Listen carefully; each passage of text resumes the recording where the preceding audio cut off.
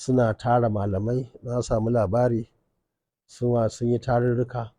na ƙarshen nan sun sa wajen mutum 45 malamai suna gaya musu cewar mun zauna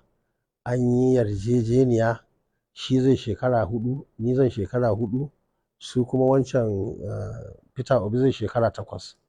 Wannan abu ƙarya ne ba gaskiya ba ne, ba a yi da ni ba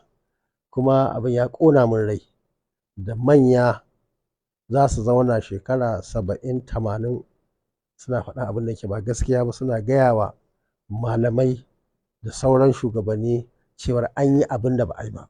Kuma ni ɗinnan na nan da raina da lafiyata, kuma abu ne wanda yake sun san bayan za ka haɗa mutum 45 da ma wasu ma'aikata da suke gurin a ce ba wanda zai zo ya gaya min, dole zan samu nawa a ciki ko da guda 2 ne ko 3 ko 4.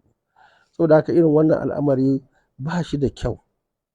Babba ya ƙarya ba abu ne na alheri ba, kuma gwamnatin da aka zo aka ce an kafa ta akan ƙarya kamar an yi gini ne akan toka. Mun sani shekara ta 2019 a dukkaninmu muna nan da Peter Obi ɗin da ni duk muna shi